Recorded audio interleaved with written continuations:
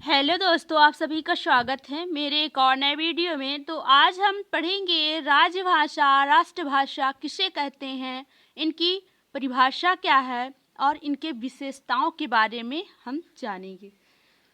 राजभाषा किसे कहते हैं? राष्ट्रभाषा जहां अन्य भाषा भाषी राज्यों के बीच सेतु का काम करती है दोस्तों, वहीं राजभाषा राज्य के प्रशासनिक कामकाज की भाषा है। राजभाषा अधिनियम के अनुसार क्षेत्रीय भाषा के साथ साथ हिंदी में अनुवाद स्वीकार होता है।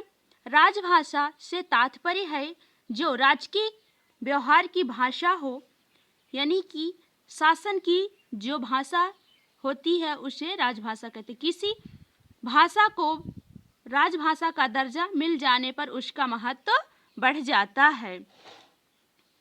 शासकीय सेवा में उस भाषा का ज्ञान अवश्य होता है। तमिलनाडु में तमिल और महाराष्ट्र में मराठी राजभाषाएं हैं। दोस्तों, तमिलनाडु में तमिल भाषा है और महाराष्ट्र में मराठी वहाँ की राज्य भाषा है। उसी प्रकार मध्य प्रदेश, राजस्थान, बिहार, उत्तर प्रदेश आदि में हिंदी ही राजभाषा है। इन जगहों में, इन प्रदेशों में हिंदी क्या है दोस्तों? राजभाषा है। उनका सरकारी पत्र व्यवहार हिंदी में होता है और इनका जो कामकाज की सरकारी पत्र व्यवहार होता है, जनता और शासन के बीच जो व्यवहार होता है वो हिंदी होता है। राजभाषा की परिभाषा क्या है दोस्तों? तो राजभाषा की परिभाषा किसी राज्य के शासन की भाषा राजभाषा कहलाती है। किसी भी राज्य की शासन की भाषा क्या कहलाती है? राजभाषा। अब है राजभाषा की विशेषताएं। राजभाषा की विशेषताएं कौन कौन सी हैं? नंबर 1 है, यह शासन के कार्य व्यवहार की भाषा होती है। दूसरा नंबर है, राज्य भाषा राज्य के शिक्षा का माध्यम होता है। राज्य भाषा जो होता है दोस्तों वो राज्य के शिक्षा का माध्यम होता है। तीसरा नंबर है, यह अखबार, रेडियो और टीवी की भाषा है। अखबार, रेडियो और टीवी की भाषा है। चौथा नंबर है, यह भाषा शासन और जनता द्वारा स्वीकृत होता है। शासन और जनता दोनों की भाषा होती है। दोस्तों, इसके बाद हम आते हैं राष्ट्रभाषा किसे कहते हैं। राष्ट्रभाषा जब किसी भाषा को समस्त राष्ट्र की भाषा मान लिया जाता है तब वह राष्ट्रभाषा कहलाती है। राष्ट्रभाषा भाषा का वह व्यापक रूप है जिसका व्यवहार समस्त राष्ट्र में होता है। राष्ट्रभाषा भाषा का वह व्यापक रूप है जिसका व्यवहार पूरे राष्ट्र में होता है।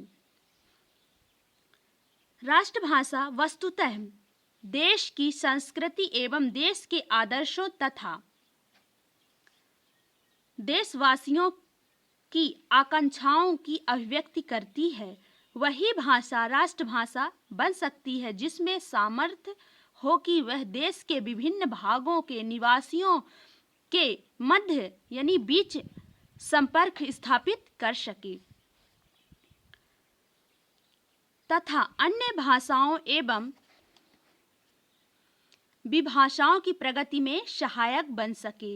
अन्य भाषा और विभाषाओं में उनके विकास में सहायक बन सके। राष्ट्रभाषा की विशेषताएं कौन कौन सी हैं? नंबर 1 है, राष्ट्रभाषा राष्ट्र की संस्कृति, इतिहास और साहित्य की प्रेरणा देती है। राष्ट्रभाषा जो है वो संस्कृति, इतिहास और साहित्य की प्रेरणा देती है।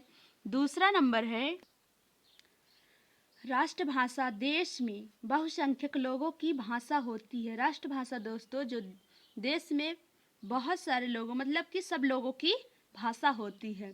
तीसरा नंबर है, राष्ट्रभाषा राष्ट्र की संपर्क भाषा होती है और जनजीवन को प्रभावित भी करती है।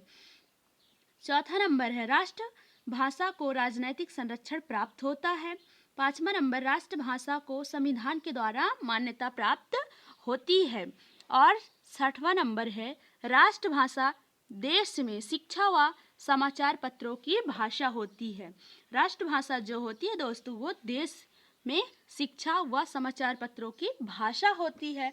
तो दोस्तों, आपको ये वीडियो कैसा लगा आप हमें कमेंट के माध्यम से ज़रूर बताएं। धन्यवाद।